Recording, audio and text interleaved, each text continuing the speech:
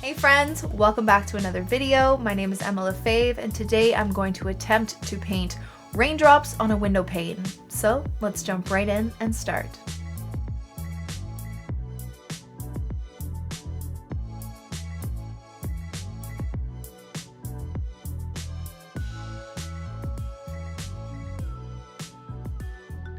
Okay, so for today's video, I am attempting for the first time to paint raindrops on a window.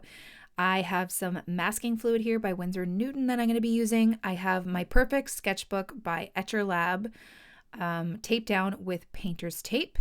And I also have my professional watercolors by Winsor Newton. And then my Emma Lefebvre brushes is what I am going to be using for this. Okay, so the first thing you're going to be doing is using your masking fluid to apply little raindrops on your paper.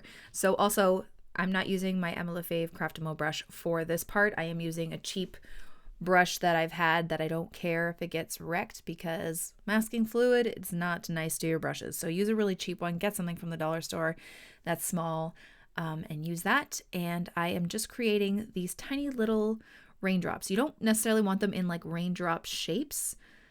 You want them in like tiny little blobs, and you also don't want them too evenly spread out. You could have like a little cluster of like 3 here or 4 there, 2 here, to make it look a bit more realistic.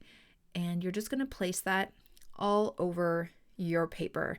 You will see that I tape off an extra section because I was like, you know what, this is my first time. I don't want to spend a million years doing these raindrops, so I'm going to make this paper smaller, which is what I did. Once I was done painting my raindrops, I let it fully dry, and you will be able to see that it's fully dry by looking at it. It turns like this yellowish color and it's kind of tacky to the touch, feels like rubber. And now we are going to do the background. Because this is my first time doing one of these paintings, I wanted to make it simple, so just like a gray kind of sky and then greenery towards the bottom. Like there were some trees or something out there. So I'm using my mop brush from Princeton Select, and I just go in with a really light wash of gray, so watered down black, and I just go over top of those raindrops, and you can see it like repels the water. So make sure it's completely dry. And then I go in with some green to do some greenery at the bottom. So it looks like it's going to be out of focus. You don't want it to be sharp in the background. You want the raindrops to be the sharp focus, which we will work on once this is fully dry, and this back part to be out of focus, like it's blurry. So that's why we're doing some wet on wet. Wet up the paper first, add the gray sky, and add the greenery. And then I tried to add a little bit more darker green towards the bottom of the paper, and then just a bit more lighter green towards the top. I forgot to also add that I am looking at a reference photo, which you will see me look at in this video, and I will also link it below. So there's that. Okay, so once the background is fully dry, now you can take up your masking fluid. Because there's so many little raindrops, this is a little more time consuming, but if you haven't used masking fluid before, you can just use your finger and gently rub it until it comes right off, and it's fairly easy. I do like this masking fluid. I have used a masking fluid pen before. It's like blue, and it wasn't the easiest to remove, but maybe it was just my luck. But I really do like this Winsor Newton masking fluid. So it's fairly easy to just rub up, and then you will see all these little white spots that we will create into raindrops.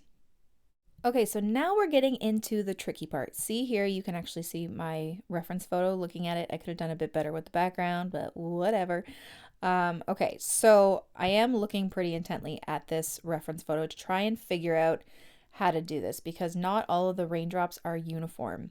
So I go into where the gray area raindrops are, and I go in with a very light wash of gray.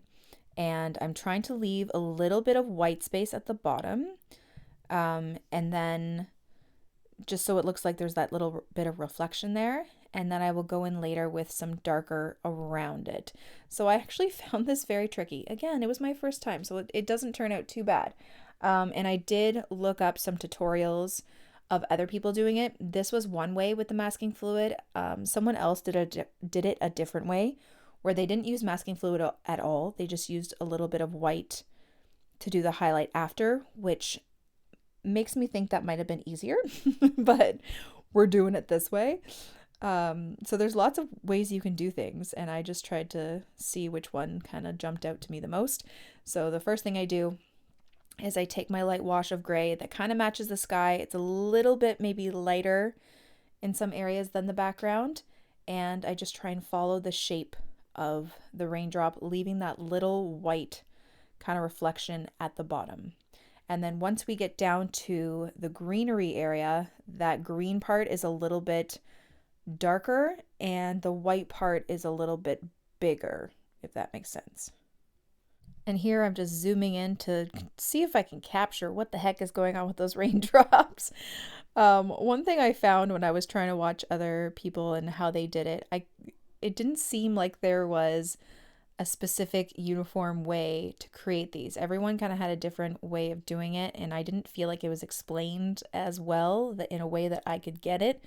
So I really tried to study the picture here, and I don't know if I achieve it. You'll have to let me know in the comments how you think I did, but this is just how I did it.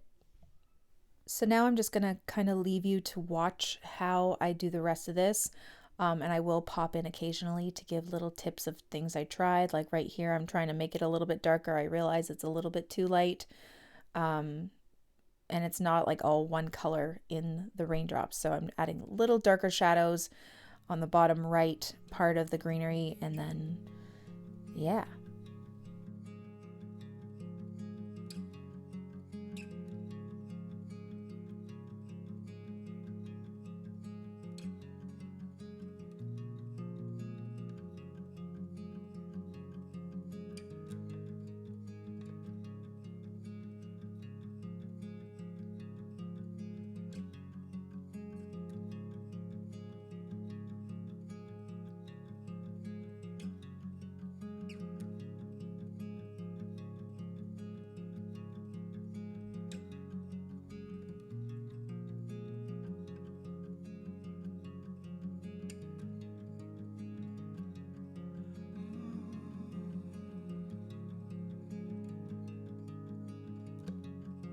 Okay, so now I take my size 2 round brush, which is my smallest one, and I'm gonna go into kind of like my black color and see doing those little bits around the raindrops, so the little shadows around it.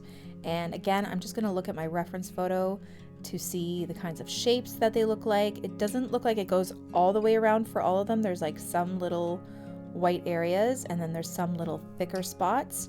So I just try and mimic that as best as I can, and hope it looks good.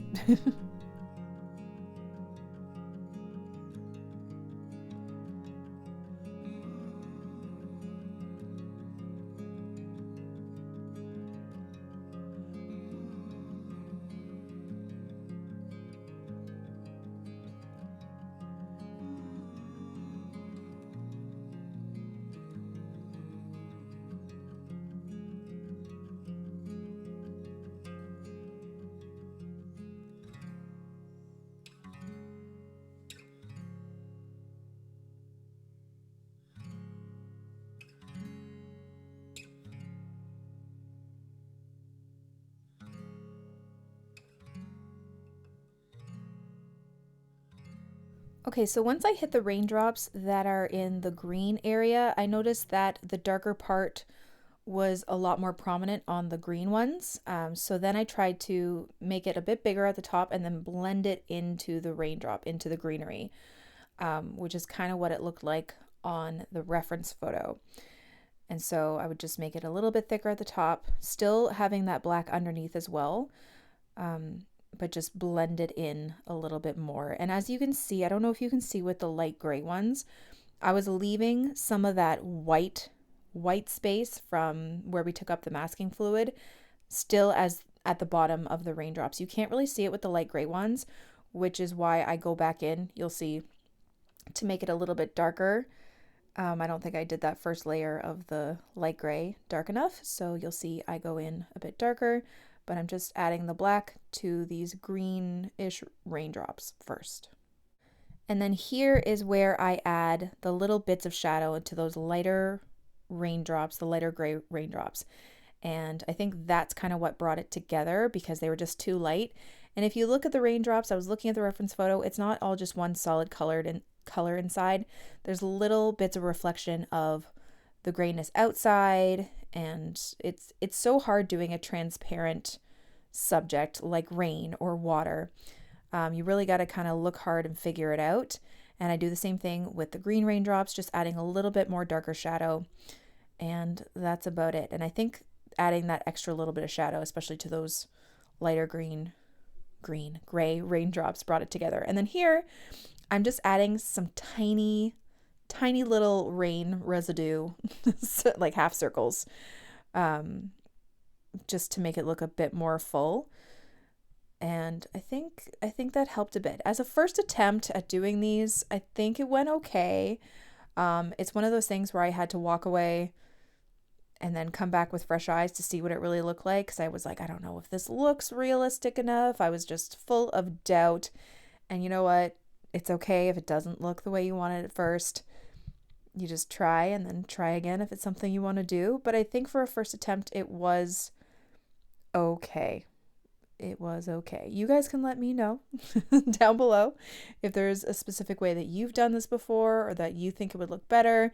I think also with the background, it dried a lot lighter than I wanted it to, those trees in the background. I think I could have done a bit more like darker clouds in the sky so it doesn't look so flat and gray. And then the greenery could have been a little bit darker in places as well. But overall, I learned something and it was fun, and I hope you guys did too. So lastly, which I forgot to mention, I added some of my Dr. P.H. Martin's Bleed Proof White to just add a bit of extra reflection of little white bits, and I think that helped. I forgot about that part.